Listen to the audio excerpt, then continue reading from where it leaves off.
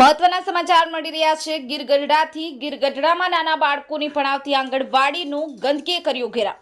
ગીર ગઢડાના નાના બાળકોનું ભવિષ્ય ગંદકીમાં। ગીર ગઢડાનું તંત્ર હવે આંધળું બન્યું હોય તેવું લાગી રહ્યું છે। તમે આંગણવાડીમાં તમારા બાળકોને ભણાવતા હોય તો ચેતી જજો। તમારા બાળકોને ગંદકીમાંથી પોતાનું ભવિષ્ય શરૂ કરવું પડશે। ગીર ગઢડાની હોમગાર્ડ યુનિટ કચેરી પાસે આવેલી આંગણવાડી પર ગ્રામ પંચાયતની બેદરકારીથી ગંદકીએ ઘેરાવ કર્યો છે। આંગણવાડીના ગ્રાઉન્ડ, બાળકોને આવવા જવાનો રસ્તો તથા રમતના ગ્રાઉન્ડમાં ગ્રામ પંચાયતની નબળી કામગીરીના કારણે ગંદકીનો ઘેરાવ થયો છે। ગટરનું પાણી નીકળતા ત્યાં બાળકોના આરોગ્ય સાથે પણ ચેડા થઈ રહ્યા છે। હાલ ગીર ગઢડા તાલુકો બન્યો છે ત્યારે તંત્ર પોતાના ગીર ગઢડા સિટીમાં જો વિકાસ કે સફાઈ ન રાખવી શકતું હોય તો ગ્રામ્ય વિસ્તારોમાં કઈ રીતે વિકાસ કરી શકે તે મોટો પ્રશ્ન ઊભો થઈ રહ્યો છે।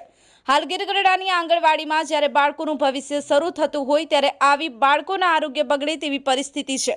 ત્યારે બાળકોનું ભવિષ્ય હવે ગીર ગઢડામાં ગંદકીથી ચાલુ થઈ રહ્યું છે। જો તંત્ર દ્વારા ગંદકીની સફાઈ કરવામાં આવે અથવા ગટરના કામોમાં બેદરકારી ન દાખવવામાં આવે તો આ ગંદકીની માયાજાળથી બાળકોને આંગણવાડીનો છુટકારો થાય।